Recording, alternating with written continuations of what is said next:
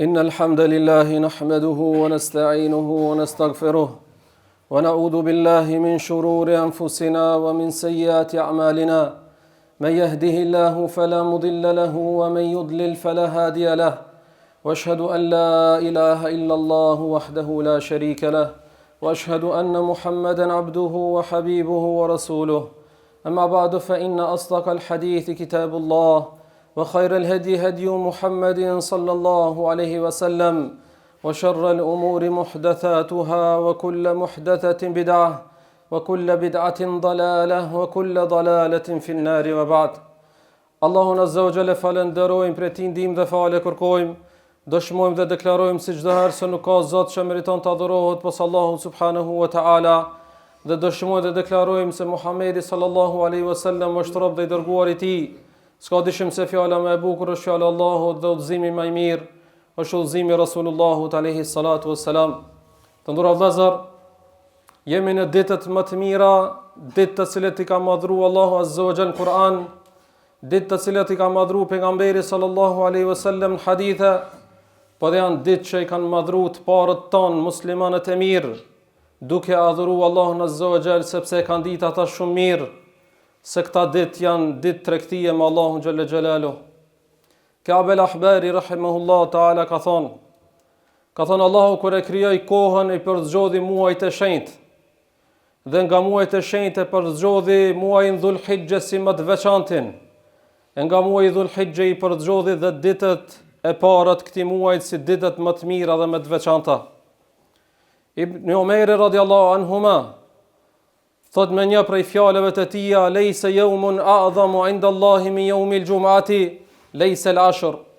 Tha nuk ka ditë që është më madhështore te Allahu se sa dita e xhumë. Në përjashtim tha të 10 të parë të muajit Dhul-Hijja, ata janë edhe më të mira. E nëse edhe këta dhe dita e xhumë bëhen bashkë, ajo ditë është për ditëve të më madhështore. Andaj duke pas parasysh madhështinë e këtyre ditëve, jo rastisht edhe ka qenë njëna prej pyetjeve që ja kanë parashtruar Sheikhul Islam Ibn Taymiyah rahimahullahu taala dhe i kanë thonë: O hoxh i dashur, a dhe ditët e para të Dhul-Hijjes janë më të mira, apo 10 shi i fundit i Ramazanit është më i mirë? Edhe këto janë shumë të veçanta, edhe këto janë shumë të veçanta, apo për këtyre ditëve cilat janë më të veçanta? Tha nëse flasim për ditët e Dhul-Hijjes të parat janë më të mira të vitit. E nëse flasin tha për netët, atëherë 10 shi i fundit i Ramazanit është më i mirë. Aq madhështore janë o vëllezër, sa që është shumë e çuditshme në vlerësimin dhe neglishencën e muslimanëve. Dhe këtë ka përmendur edhe Ibn Thaymini rahimahullahu taala, i cili thotë, i gjen një pjesë të madhe të muslimanëve që nuk u adin kimetin, nuk u adin vlerën këtyre ditëve, madhështinë këtyre ditëve, dhe nuk i madhrojnë ata me adhurime, sepse nuk madhrohen ndryshe këta. Nuk e shtojnë leximin e Kur'anit, nuk e shtojnë dhikrin, nuk e shtojnë duat, nuk e shtojnë sadakat. Dhe kjo thot ketë për çfarë arsye? Thot për arsye se ata nuk adin vlerën këtyre ditëve. U pyet një ditë për ditëve Ibn Hajeri rahimahullahu taala, i than atij, çfarë është arsyeja pse Allah i ka veçuar këtë ditë? Ku çndron sekreti dhe fshehtësia? Tha ky hoxh i madh, tha për arsye se nuk ka mundësi kokat e adhurimit. Adhurimet kryesore sikur se janë namazi, agjerimi, sadakaja dhe haxhi, nuk ka mundësi bashk të kryhen vetëse në ditët e Dhul-Hijjes. Dhe kjo tha është arsyeja pse Allah Azza wa Jalla i ka veçuar. Andaj vëllezër, për arsye se janë të veçanta, edhe ne duhet ndryshe t'i vlerësojmë ata dhe të kemi një raport më të veçantë me këtë ditë.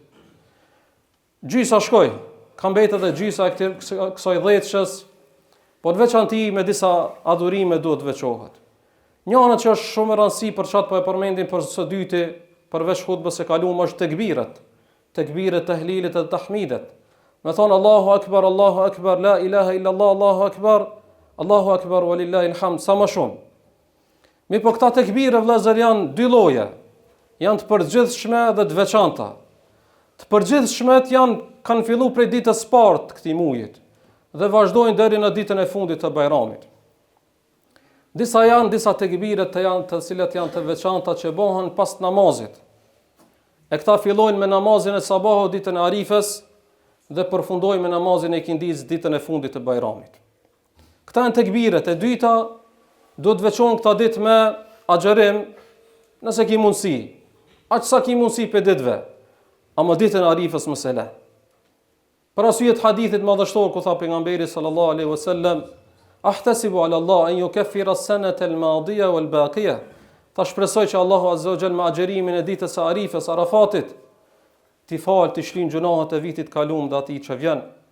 Dhe fundit vëllezër prej veprave, jo e fundit për nga vlera, por për nga renditja është prerja e kurbanit për çat që ka mundësi. Me prej kurbanëve vëllezër është suneti Ibrahimit alayhis salam, është suneti pejgamberit sallallahu alaihi wasallam, dhe do të më ditë kush do të prej kurban dhe ka mundësi me prej kurban. Se mishi i kurbanit dhe gjaku i kurbanit nuk mrin te Allahu, po mrin që kjo gatishmëria jote për më sakrifiku për Allahun xhallal xhelalu. Lutim Allahun të na i pranon veprat.